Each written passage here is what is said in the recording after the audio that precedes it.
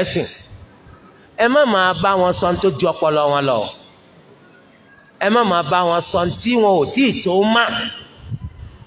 aha nísìnyí a sọ pé àwa lórí alkitabu wa sunna a sì ń fẹ́ káwọn èèyàn wa wọ́n mọ àwọn àkídà eléyìí tó dáa tó lálàáfíà kó lè bá a ṣẹ̀sìn bó ti ṣe tọ́ àti bó ti ṣe yẹ gbogbo pálapàla kún ọ́ pàtì agbọ́dọ̀ jẹ́ rabbaniyun nínú tafsiri wọ́n ní ar-rabbani huwa alladhi yu'allimu an-nasa sighara al-ilmi qabla kibarihi ẹni tí wọ́n máa kọ́ àwọn èèyàn nímọ̀ kéékèèké ṣáájú ètò tóbi àní wàá lọ bẹ̀rẹ̀ pẹ̀lú àwọn tíra tawhidi àwọn tíra ìmánì ńláńláńláńlá torí kó lè bá àpólùmọ̀ ńlá ni wá àwọn tíra kéékèèké wà ńlẹ̀ o al-usulu thalatha ọwọ́ à ń lẹ̀ o tá a bá parí rẹ̀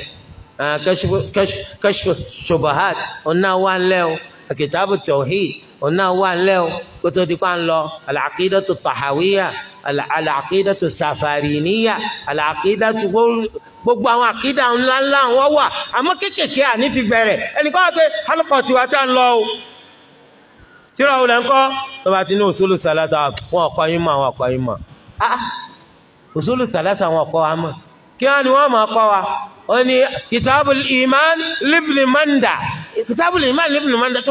tó mo bá ní kọ́ ọ̀rọ̀ abolo tìrì rà kitabu tawhid libni khuzaima tó mo bá ní kọ́ ọ̀rọ̀ abo ni wọ́n tìrì ní nàìjíríà wa yìí all send a special request báyà sí Cairo àbí sí Maka ẹ jẹ́ ẹni tó ṣe yí pé ẹ ní máa mú nǹkan láti ibi tó ga kẹsẹsẹ máa wá bọ̀ wá ibi tó kúrú àti ibi tó kúrú ni kẹ́ ti máa gòkè ẹ rí pé ra àwọn èèyàn train àwọn tẹ́ bá sì train kò sẹ́ni tí ó tún sí wọn lọ́nà mà àmọ́ tẹ́ bá ti lọ bẹ̀rẹ̀ láti ibi tó ga ìgbàgbé máa wà ibi tó ti ga tẹ́ ti wá bẹ̀rẹ̀ yóò tún padà mú àwọn èèyàn gbà míì gan máa pe ẹ̀sìn gan nírọ́ nítorí pé tukallimuhum bima fawqa uqulihim ntó ju ọpọlọ wọn lọ fi ń bá wọn sọ̀rọ̀ ẹ sì máa pa àwọn anbiya'ullah war rusul nínú àṣẹ tí wọ́n pa àwọn ó ní kí wọ́n gbọ́dọ̀ báwọn èèyàn sọ̀rọ̀ pẹ̀lú ntó ju ọpọlọ wọn lọ àwa kúmá tá a la kọ́mà taba'un lahum àwọn ànábì yìí là ń tẹ̀lé bóòlù tí wàá ṣe fẹ́ yàtọ̀ tí ikhlas bá ti wà kò sí mà tí ọkọ yàn tó kéré lẹ́yìn náà mi ò lókùn kan gbà lọ́dọ̀ yín tẹ́bí wa sọ pé adúrú ìwé ẹ̀rí tí mo gbà usulu thalatha mọ́ wá ń kọ́yàn kí la dúró náà rí ẹ mọ̀ pé pálí yẹn gan kọ́ ó ń gangan kọ́ ní mà pálí àmì lásán ni pọ́ kẹ́kọ̀ọ́ débi báyìí ṣùgbọ́n ìmọ̀ gangan nígbà tí kálukú bá ń ṣàlàyé tiẹ̀ lọ́ọ́ mọ̀ pé ọmọ kọ́ mà ọkàn gba pálí ni ọgbà by mistake ọgbà directly torí ẹ kí wọ́n wá jẹ́ pé òun try láti build personality rẹ lórí irọ́ wípé òun kọ́yàn ní tíra ńláńlá eléyìí kì í sọ̀nà o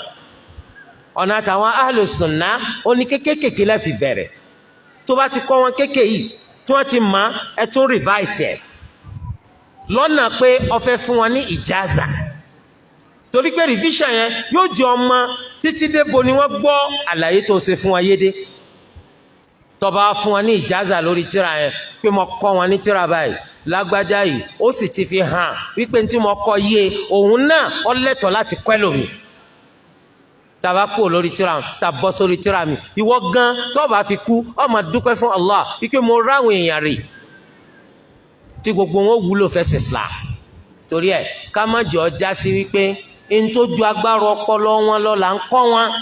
tọ́ba yá àwọn náà ni ó tún máa takò ń tà kọ́ wọn nítorí pé n tá à ń fi bá wọn sọ.